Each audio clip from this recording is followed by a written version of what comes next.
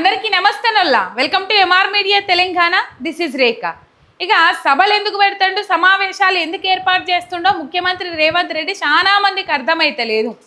మరి ఈ సభల వెనుక ఆంతర్యం ఏమున్నది? ఒక్క సభకు 15 కోట్ల రూపాయలు ఖర్చు పెట్టి ఇప్పుడు ఆగమేఘాల మీద సభలు పెట్టుకోవాల్సిన అవసరం ఏమున్నది?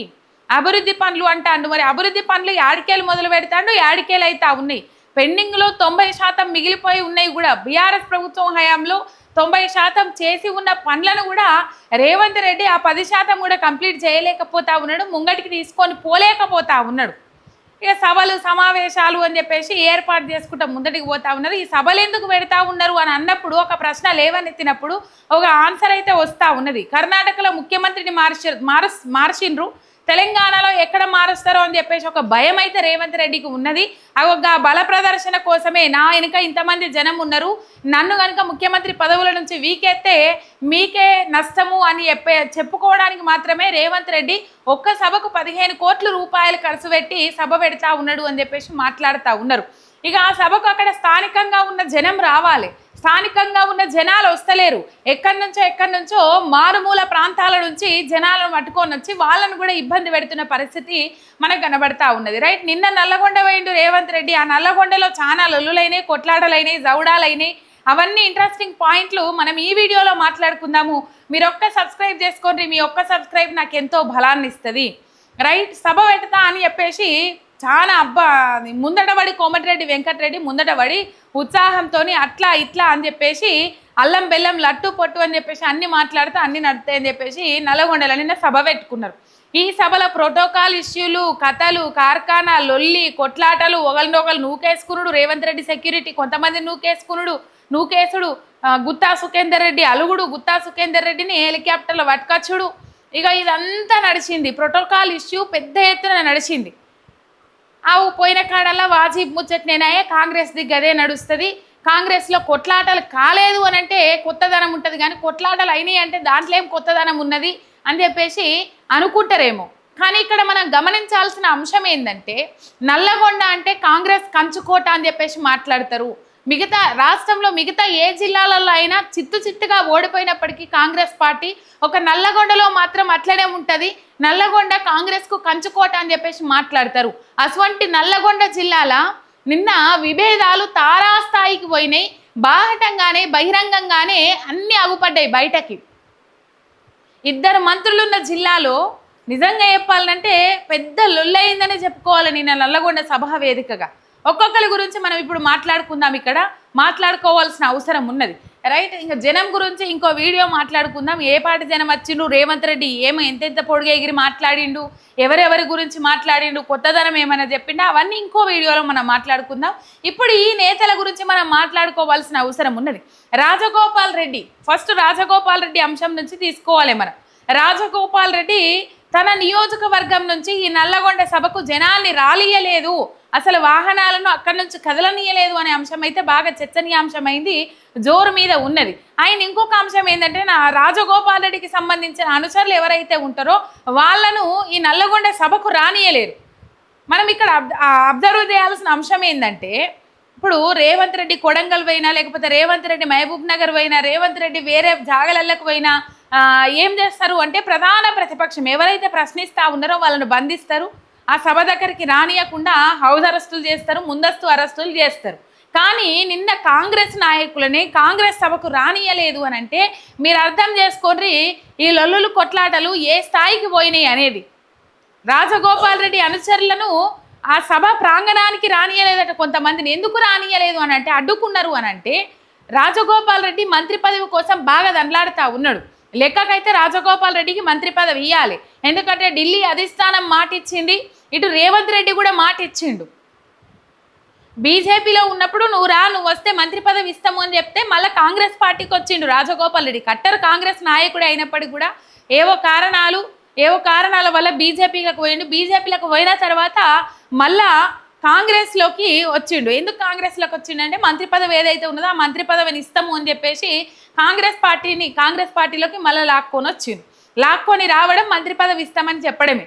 మంత్రి పదవి ఇస్తామని చెప్పడం వల్లనే రాజగోపాల్ రెడ్డి మళ్ళీ గర్వాపసి వచ్చిండు.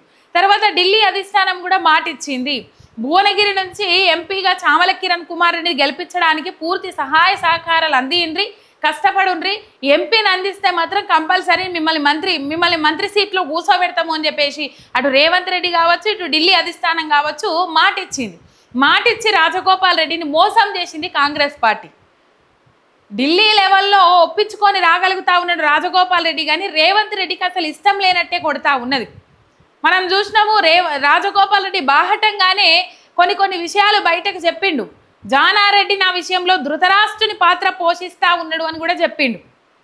ఈ కాంగ్రెస్ సర్కార్ మీద రాజగోపాల్ రెడ్డి విరుచుకపడతా ఉన్నాడు.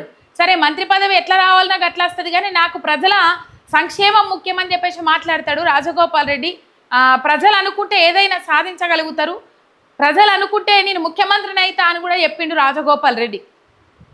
రాజగోపాల్ రెడ్డికి ఇచ్చిన మాట ప్రకారం మంత్రి పదవి ఇవ్వాలి లెక్కకైతే అని చెప్పి చాలా మంది మాట్లాడుకుంటూ ఉన్నారు, ఎందుకంటే ఆయనకు మాట ఇచ్చారు కాబట్టి. అయితే ఆ కినుక మీద ఉన్నాడు, ఆలక మీద ఉన్నాడు రాజగోపాల్ రెడ్డి. నల్లగొండ సభకు రాలే రాజగోపాల్ రెడ్డి. దాదాపు నల్లగొండలో సభ అవుతుందంటే, జిల్లాలో సభ అవుతుందంటే ఆ జిల్లాకు సంబంధించిన డీసీసీ అధ్యక్షులతో పాటు అందరూ సభ మీదకి, సభా ప్రాంగణంకి వస్తారు, సభ మీదకి చేరుకుంటారు. రాజగోపాల్ రెడ్డి రాలే. మునుగోడు ఎమ్మెల్యే కోమటిరెడ్డి రాజగోపాల్ రెడ్డి రాలే. ఎందుకు రాలేదనంటే ఆయన అలక మీద ఉన్నాడు, ఆయన ఢిల్లీలో లాబింగ్ పనిలో ఉన్నాడు, రాహుల్ గాంధీని కూడా ఒప్పించుకున్నాడు అని చెప్పేసి వార్తలు అయితే బయటకు వస్తూ ఉన్నాయి. మరి రాహుల్ గాంధీ ఎంతవరకు ఒప్పుకున్నాడు ఏం కథ అయితే తెలియదు. రైట్, రాజగోపాల్ రెడ్డి ముచ్చట అట్లున్నదా? ఇటు గుత్తా సుఖేందర్ రెడ్డి, శాసన మండలి చైర్మన్ గుత్తా సుఖేందర్ రెడ్డి ప్రోటోకాల్ ప్రకారము పేపర్లకు ఇచ్చిన యాడ్స్ కానీ, ప్లకార్డులు కానీ, ఫ్లెక్సీలు కానీ గుత్తా సుఖేందర్ రెడ్డి పేరు లేదు, గుత్తా సుఖేందర్ రెడ్డి ఫోటో లేదు. ఇది ప్రోటోకాల్ ఇష్యూ. నిజంగా ఒక శాసన మండలి చైర్మన్, నల్లగొండ వ్యక్తి శాసన మండలి చైర్మన్ ఫోటో వేయరా? ఇది కావాల్సుకునే జరిగిందని నేను అనుకుంటా. ఎందుకంటే ఒక 5-6 రోజుల కింద గుత్తా సుఖేందర్ రెడ్డి కొన్ని మాటలు మాట్లాడిండ్రు. అవినీతి జరుగుతూ ఉన్నది, 50 కోట్లు 100 కోట్లు ఉన్న వాళ్ళకే టికెట్ ఇస్తూ ఉన్నారు, ఆ 150 కోట్ల కోసము తిరగబడతా అది ఏమంటారు ఎమ్మెల్యేలు టికెట్ కోసం ఆశించేటోళ్ళు ఆ వేటల పడి అవినీతి చేస్తూ ఉన్నారని చెప్పేసి కూడా మాట్లాడాను గుత్తా సుఖేందర్ రెడ్డి. మరి అనుకోకుండా జరిగింది తెలియదు, లేకపోతే ఇంకో రకంగా జరిగింది తెలియదు. అనుకోకుండా జరిగింది అనుకోవడానికి లేదు, కావాల్సుకునే చేసిరని నేను అనుకుంటా. ఎందుకంటే పార్టీ నుంచి సస్పెండ్ చేసిన వ్యక్తుల ఫోటోలు కూడా వేస్తూ ఉన్నారు, కానీ శాసన మండలి చైర్మన్గా ఉన్న గుత్తా సుఖేందర్ రెడ్డి ఫోటో ఎందుకేలే? ప్రోటోకాల్ ప్రకారము సస్పెండ్ చేసిన వ్యక్తుల ఫోటోలు వేయద్దు. తీన్మార్ మల్లన్నను ఎమ్మెల్సీ తీన్మార్ మల్లన్నను కాంగ్రెస్ పార్టీ నుంచి సస్పెండ్ చేసేసిండ్రు. మరి సస్పెండ్ చేసిన వ్యక్తి ఫోటో వేసిండ్రు, కానీ గుత్తా సుఖేందర్ రెడ్డి ఫోటో వేయలే. అండ్ పేపర్లో ఇచ్చిన ప్రకటనలు ఏవైతే ఉన్నాయో ఆ ప్రకటనలలో కూడా గుత్తా సుఖేందర్ రెడ్డి ఫోటో లేదు, పేరు లేదు. ఆ అలక నుంచి బయటకు తీసుకొచ్చే ప్రయత్నంలో భాగంగా రేవంత్ రెడ్డితో పాటు హెలికాప్టర్లో పట్టుకొని వచ్చిండ్రు. ఇక మరి హెలికాప్టర్లో పట్టుకొని వచ్చే వరకు చల్లబడ్డరా? అయిపోయిందా? తెలియదు. ఎప్పటికన్నా ఉండే ఉంటుంది, ఎక్కడో ఏదో మూలకు మెరమెర అనే ఉంటుంది. ఇక ఇది ఇట్లున్నదా గుత్తా సుఖేందర్ రెడ్డి అంశము, ప్రోటోకాల్ అంశం ఇట్లా ఉన్నదా? ఇంకొకటి పున్నా కైలాష్ నేత, నల్లగొండ డీసీసీ అధ్యక్షుడు, మనందరికీ తెలుసు కోమటిరెడ్డి వెంకటరెడ్డికి పున్నా కైలాష్ నేతకు డీసీసీ అధ్యక్ష పదవి ఇచ్చడు ఇష్టం లేదు.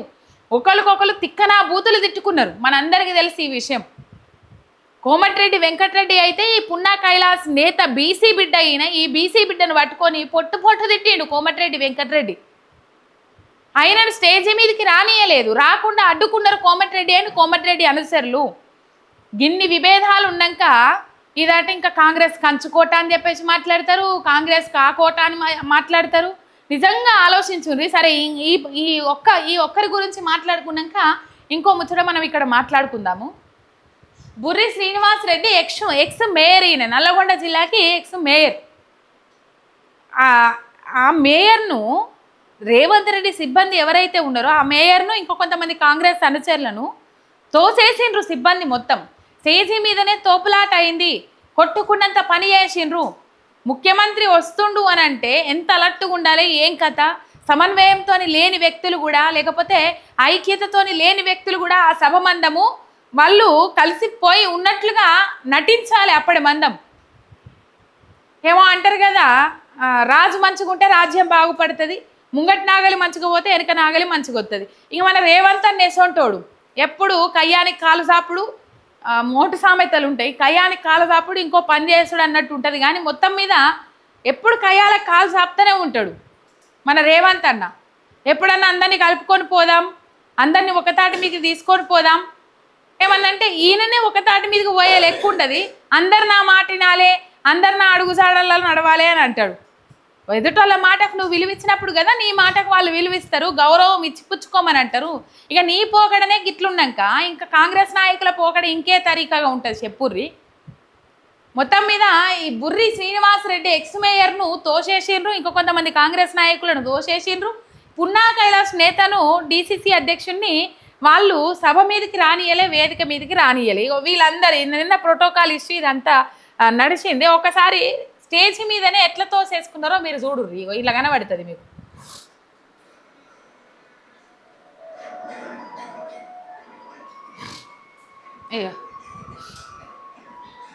అలా జరుగుతుంది, వాగ్వాదం జరుగుతుంది, తోసేస్తాను.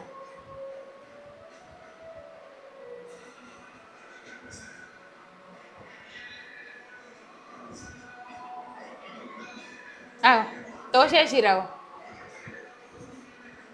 ఇడా తోసేసుకున్నాడు చూడుండ్రి.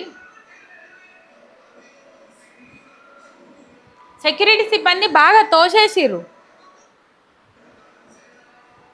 అగో ఇది చూడురిగా.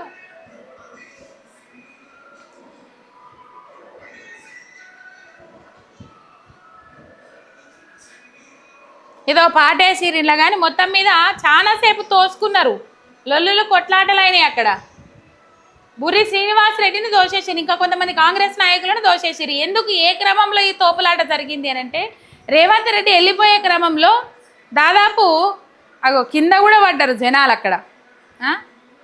కలుద్దామని ఆలోచనతో వాళ్ళు ముందడుగు పోతే ఇక తోసేసుకున్నారు మొత్తం.